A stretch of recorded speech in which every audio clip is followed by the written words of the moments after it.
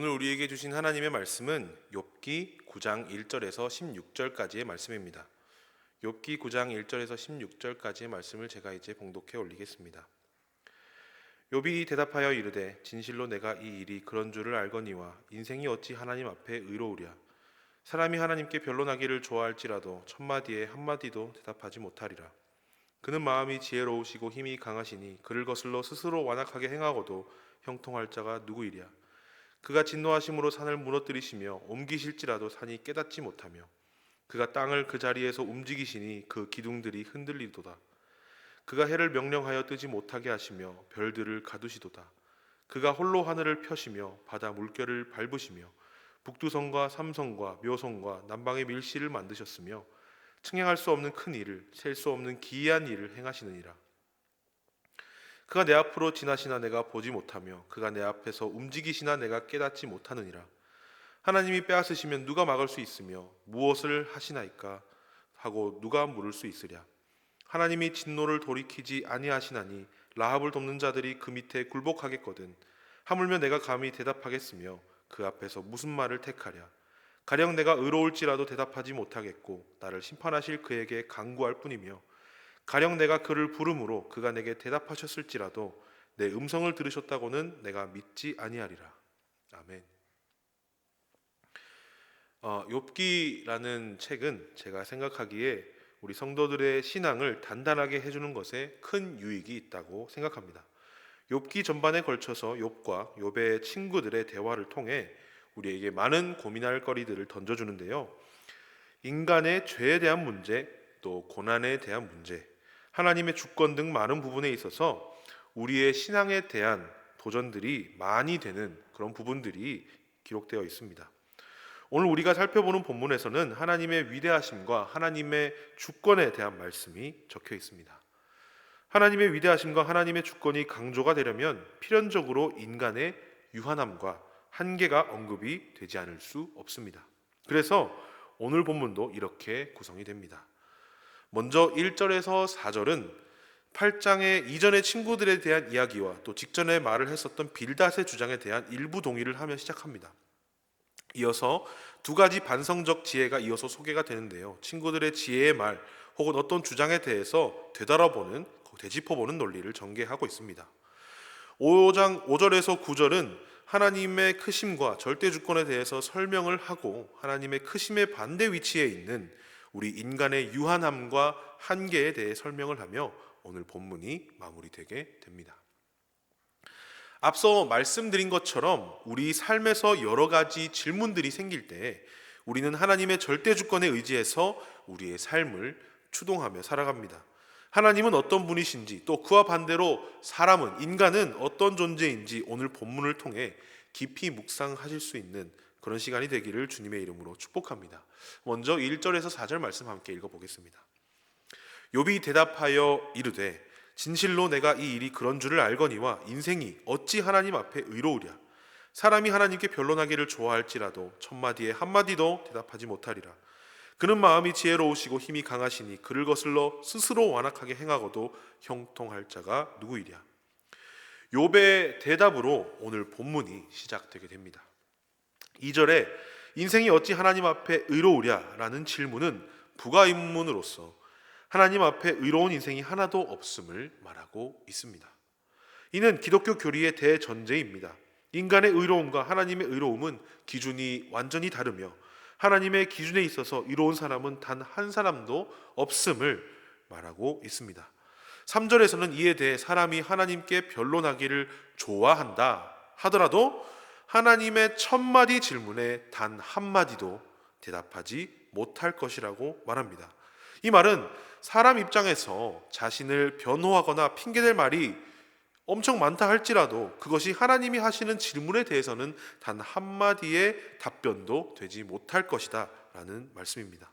그래서 4절에서는 하나님의 기준을 거슬러서 스스로 악하게 행하고 형통할 사람이 없다라고 말씀하고 계십니다.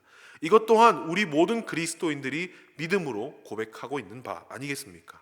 하나님의 말씀과 기준을 거슬러서 스스로 악하게, 곧 우리가 지은 죄에 대한 책임은 우리 스스로가 진다는 말씀과 다르지 않습니다.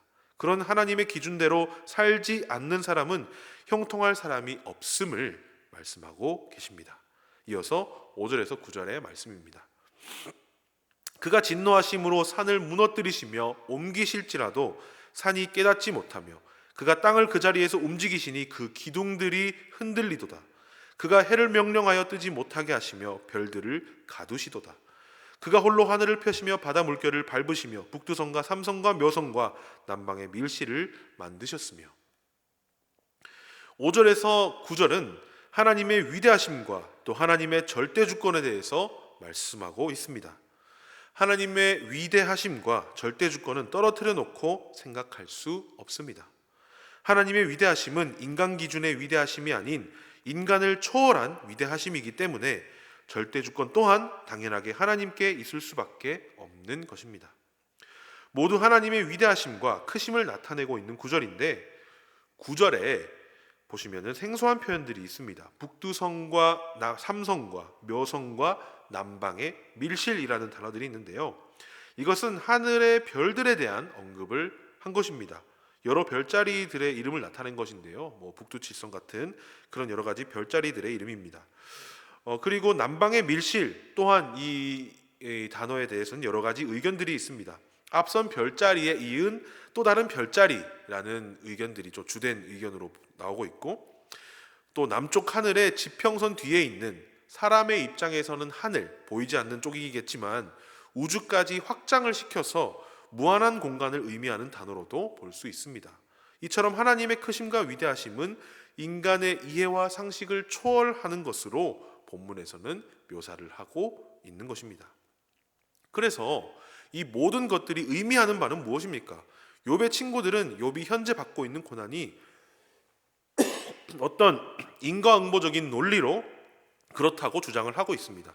5절에서 산이 무너지고 옮겨지면서 하나님의 진노하심을 받은 그 일에 어떤 이유가 있습니까? 땅을 움직이시고 해를 멈추시는 이유는 하나님께서 그러하시기 때문에 그러한 것입니다. 마땅히 있어야 할 인과응보적인 이유가 없음을 반증하고 있는 것입니다. 따라서 하나님의 위대하심과 절대 주권에 대한 것은 인간의 어떠한 아웃풋에 하나님이 끌려다니시는 수동적인 존재가 아니라 하나님께서 하실 것은 하나님께서 하시는 능동적 그리고 절대적 존재라는 것을 설명하고 있는 것입니다. 결국 욥이 현재 받고 있는 고난도 그러해서 그러한 것이지 인과응보적인 이유에서 욥의 고난을 설명할 수는 없다는 뜻입니다. 10절에서 16절의 말씀입니다. 측량할 수 없는 큰 일을 셀 수 없는 기이한 일을 행하시느니라. 그가 내 앞으로 지나시나 내가 보지 못하며 그가 내 앞에서 움직이시나 내가 깨닫지 못하느니라. 하나님이 빼앗으시면 누가 막을 수 있으며 무엇을 하시나이까 하고 누가 물을 수 있으랴. 하나님이 진노를 돌이키지 아니하시나니 라합을 돕는 자들이 그 밑에 굴복하겠거든. 하물며 내가 감히 대답하겠으며 그 앞에서 무슨 말을 택하랴. 가령 내가 의로울지라도 대답하지 못하겠고 나를 심판하실 그에게 간구할 뿐이며 가령 내가 그를 부름으로 그가 내게 대답하셨을지라도 내 음성을 들으셨다고는 내가 믿지 아니하리라.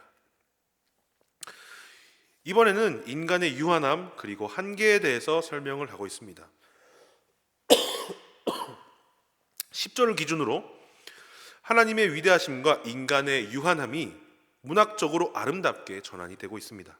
10절에 나오는 측량할 수 없는 큰 일과 셀 수 없는 기이한 일은 하나님의 위대하심과 인간의 유한함을 모두 담고 있는 구절입니다. 사람의 유한함, 한계로 인해 측정이 불가능한 하나님의 위대하심을 설명하고 묘사하면서 11절부터 말씀이 전개가 됩니다. 11절에서는 하나님의 일하심을 인간이 깨닫지 못함을 묘사하고 있습니다. 결국 인간 인식의 유한함을 설명하고 있죠.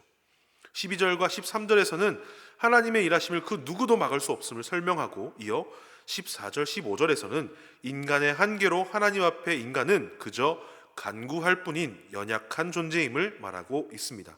16절에서는 하나님의 일하심이 꼭 인간의 요청에 의해서만 일하시는 것이 아님을 하나님께서 유한한 인간의 뜻에 따라 움직이는 것이 아닌 홀로 위대하신 분임을 말씀하고 있는 것입니다. 앞선 하나님의 위대하심을 설명하는 본문에서는 응보의 관점에서 하나님의 하시는 일이 인간의 일과 관련이 없음을 설명했다면, 이번에는 그 인과의 관점에서 인간의 인식의 한계를 짚어내면서 하나님의 하시는 일에 대한 그 원인과 결과를 인간이 결코 알아낼 수 없음을 말하고 있습니다. 그렇다면 무엇입니까? 우리 인간은 하나님께 감나라 배나라 할 수 있는 존재도 아니거니와 설령 감과 배가 그곳에 있을지라도 그것은 하나님이 하신 일이지 우리의 요청과는 관계가 없을 수도 있다는 뜻입니다. 우리는 가끔씩 하나님의 위대하심과 크심을 잊고 살아갈 때가 있습니다. 우리의 머리 위에 계시고 우리의 발걸음보다 늘 앞서 계시는 하나님을 믿지 못할 때가 참 많다는 말입니다. 이렇게 크신 하나님과 위대하신 하나님이 우리 곁에 계시는데 우리는 살면서 겪게 되는 욥과 같은 고난과 고통의 상황에서 늘 무너지고 흔들립니다. 그 이유가 무엇입니까? 인간의 유한함을 인정하는 듯 하지만 그것이 하나님의 위대하심으로 연결되지 못하기 때문입니다. 먼저 인간의 유한함과 한계를 깨달아야 하는데 자신의 능력을 과대평가한 나머지 자신 스스로가 모든 상황과 문제를 컨트롤할 수 있다고 생각하고 믿는 것이 첫 번째 문제입니다. 먼저는 우리의 유한함을 인정하는 것이 첫 번째 과제라는 뜻입니다. 그 다음은 무엇입니까? 우리의 유한함, 한계를 인정하고 그것에 매몰되어서 염세주의에 빠지는 것이 아니라 이제는 크신 하나님만을 의지하는 것, 바로 그것입니다. 우리 인간의 한계를 깨달았다면 그 다음으로는 우리 상황과 문제를 바라볼 것이 아니라 크신 하나님을 바라보아야 한다는 말씀입니다. 우리에게 감당 못할 고난과 큰 고통이 있을 때도 우리의 이해보다 아득히 위에 계시는 지혜로우시고 강하신 하나님을 우리가 바라볼 때 주님께서 그 고난과 우리의 상황을 이겨낼 수 있는 힘과 지혜를 허락하시지 않으시겠습니까? 욥기에서 이렇게 하나님의 위대하심을 높이고 인간을 낮추어 이야기하는 이유는 무엇이겠습니까? 이렇게 자신처럼 힘들고 고난 가운데 있는 성도들이 높고 위대하신 하나님만을 바라보기를 또 의지하기를 바라는 뜻이지 다른 무엇이 아닙니다. 사랑하는 성도 여러분, 우리가 인생을 살며 고통과 이겨내야 할 일들이 산더미처럼 쌓여 있을지라도 말 그대로 산을 옮기시는 우리 하나님께 우리의 마음과 상황을 아뢰며 주님만을 의지하며 살아간다면 주님께서는 우리의 삶에 이겨낼 수 있는 용기와 지혜를 허락하실 것입니다. 새로운 한 주도 높고 위대하신 주님을 의지하며 우리 삶의 역경을 이겨내며 우리 모두 승리하는 우리 될 수 있기를 주님의 이름으로 축복합니다. 기도하겠습니다. 사랑이 많으신 하나님, 새벽을 깨워 주님께 우리의 삶을 드리기 위해 예배와 기도의 자리에 나오게 하심을 감사드립니다. 주님의 위대하심을 드높이고 인간의 한계를 적나라하게 드러내었던 욥의 말처럼 우리도 삶 속에서 우리의 유한함을 인정하며 주님의 위대하심을 붙들며 살아가게 도와주시옵소서. 욥과 같이 어려운 시련과 고난 속에서도 우리의 상황을 바라보는 것이 아니라 높고 위대하신 주님의 말씀과 그 뜻에 순종하며 주님만 바라보며 살아갈 수 있도록 우리를 인도해 주시옵소서. 감사드리며 예수님의 이름으로 기도드립니다. 아멘.